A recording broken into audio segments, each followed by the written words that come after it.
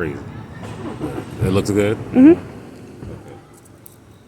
Alright, cool. Let's record a little bit. Well, not a little bit, but we can start the video across the street.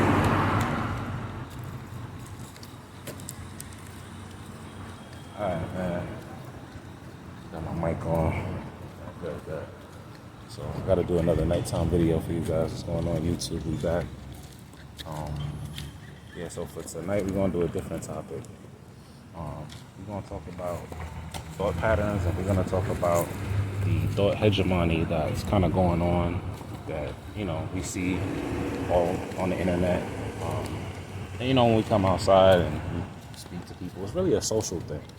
Whenever we're around people, there's these thoughts and ideas that are kind of just the same. Yeah, we did mention this, I think, in a video about why I started, why I started YouTube. Actually, we can go straight, walk around, do the big circle. But, I feel like nowadays on the internet, there's a lot of echo chambers. There's a lot of rooms. Shit, let's call them lecture halls. Let's call it what it is. Where people are reiterating and kind of regurgitating the same ideas, they're talking about the same things. I mean, a lot of people are, even using the same words, and, there's something to that. We all kind of use general words and things that help us describe life and situations, but for everyone online using that word discernment, we could talk about that. For everyone online, having other ideas and things that are just so reoccurring and not a unique point. Some people aren't showing their faces, and I feel like that's alone a unique point to show your likeness and image, how you speak on your points, what gusto you may have, and what other kind of eccentricities, kind of get shown off with you, who you are. Like, a lot of that is missing when you can't see the person, and when you can see the person, but you don't really know what's inside because we're just in a big thought bubble where everyone's saying the same thing.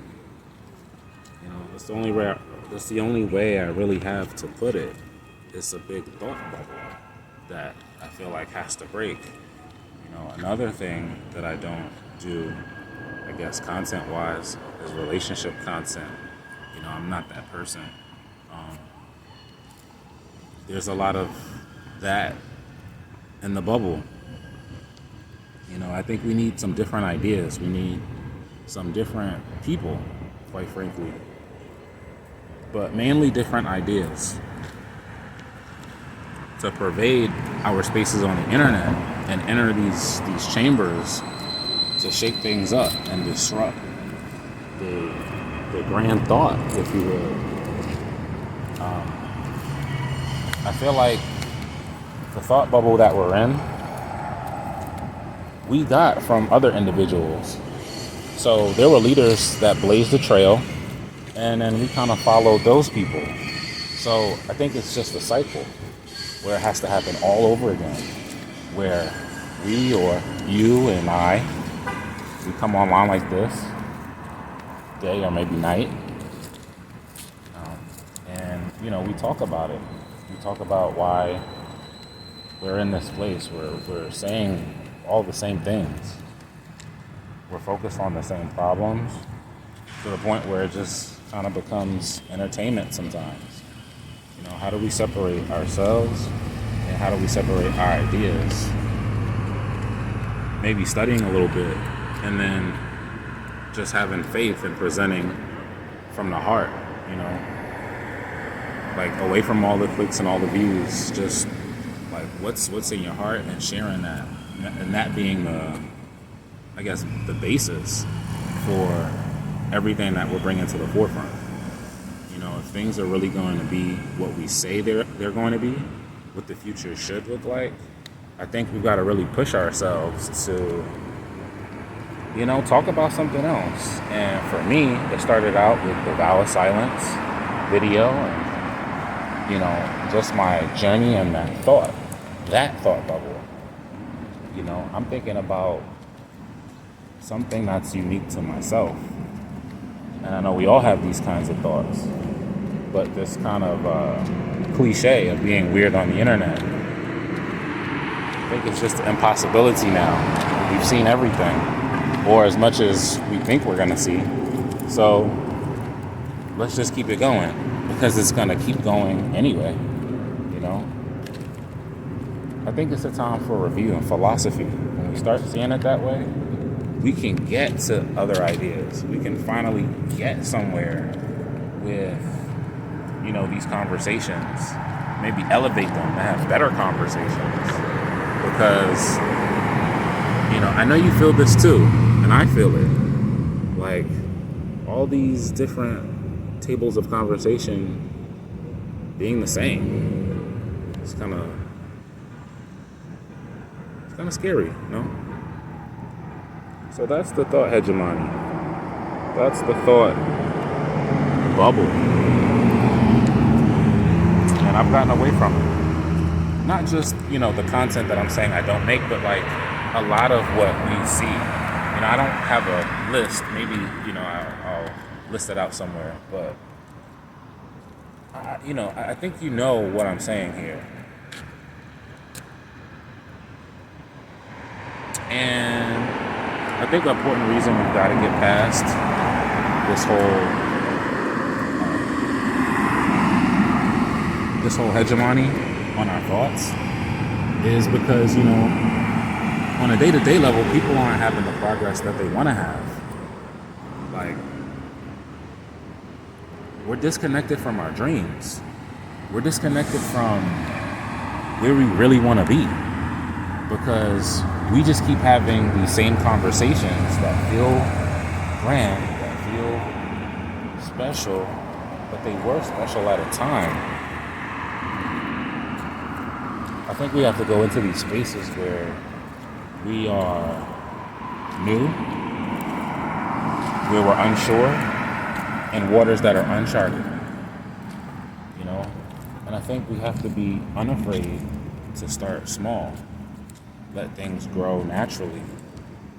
The only real way to see something, to its full potential. I don't think we can grow it as much as we pour in, provide to our projects and ideas to see them flourish and be what they're supposed to, And there's no clear plan for that always. Those conversations don't necessarily have a clear end. To exist in the now, where we don't have playback, where we are,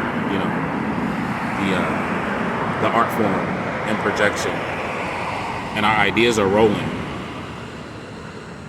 in a live state, in a very natural manner. I think we can only have that when we let go of the conversations that we've already had in the past, and we start having real conversations about how we feel in today's time, how you feel in today's time, what you did, what your soul and your spirit today, what that means to you, what it means to me. It means for me today, not having the same conversations that I had before. Not having the conversations that I had just yesterday. Unless it is something unique that I'm bringing, well then, there's the reason to have it. There's the reason to have the discussion. There's the progress. And there's the unique side of things. If that isn't there, then I just typically go back to meditation. That's kind of like my resolve at the end of a stream of thoughts. or at the end of a breakthrough when I just need a calm and a reset. Maybe that'll be the next topic.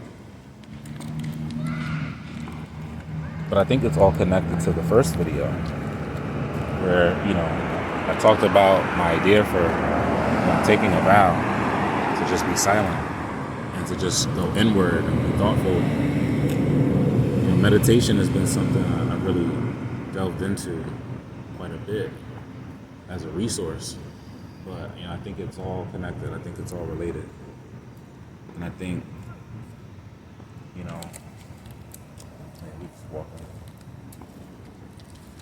when you put it all together, you give yourself the room and space to actually facilitate, all these different topics.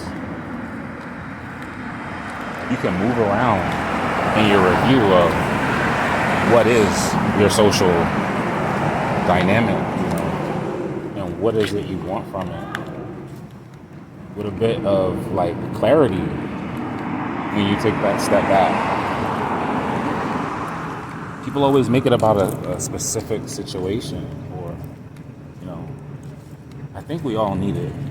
I think this is an everyone conversation at this point. And, I wanted to have it in more of a casual, open form like this. Like I'm outside because we all have to come outside at some point, be in the public spaces. And I'm in this public space, the internet. But here, in real time, in public spaces. Just to reflect back, what it is and what I am and why we're here. I think we all have to do that. It's easier said than done, but, it starts with the small things. So we are outside, sometimes we'll be back inside to be more, well, in my mind, it's more intimate, and it helps me to go more insular, separate from the distractions. But being out here and changing things up,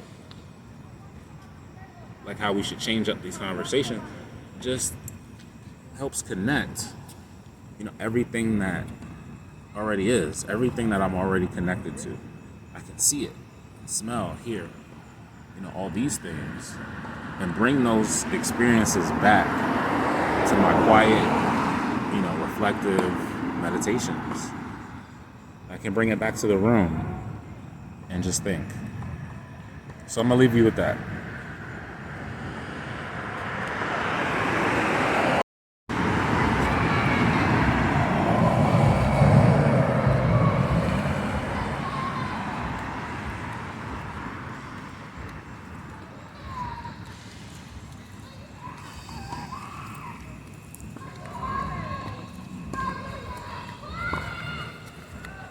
Mind just racing. Thinking about, everything I just said, all those different ideas. I've been tending to kind of mix my subject matter, but I think it's been necessary. The last time I mixed the subject matter of haters, which we're gonna talk about again. Talking about personal value and just value, period. You guys know now I have where my background is kind of in business, and I'm always trying to crystallize that value, that, and just what was the other thing? Probably it was a third topic in there too, but you guys know it. And silence, right, and being silent, silence. Now we're gonna probably tap into meditation a little bit and other things, but I feel like it's seemingly loose. There's a seemingly looseness to it, but in reality, there's a close relationship to these things as we kind of delve deep. And the deeper we delve into it, the more we realize, like in other subjects, there is actually a string of connection, as you progress from being silent, thinking on what happened, and your memories being the platform of your life narrative, your downfalls, your wins, and then how you change in response to wanting to be better. And your response to having conversations like this, how you respond to your social circle, how you respond when looking at your old self, you know, how those haters gonna respond. Loved ones too, you know.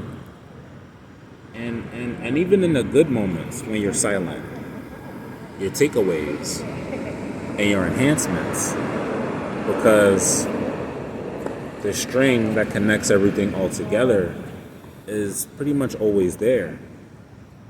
But we can see it when we start to slow down a bit, have these conversations a bit. You know, everybody wants you to speed up at this time. Everybody wants you to keep going. And you should keep going.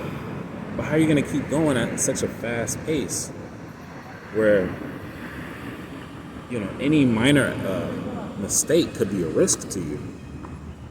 It's better to go slower when you're non-stop, because you're going to get where you're going anyway. Now, time is important, but I think time is important.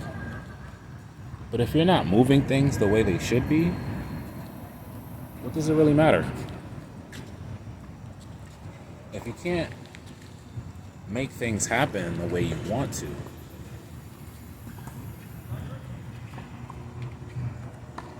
well, I guess everyone's time is different.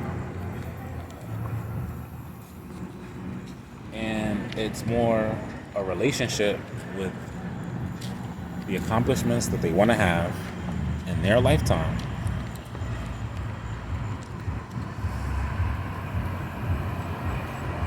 And I think the last thing I want to say,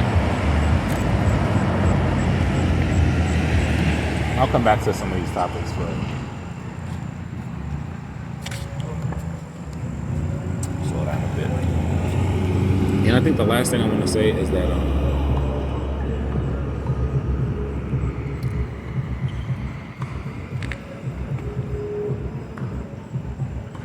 actually that's it.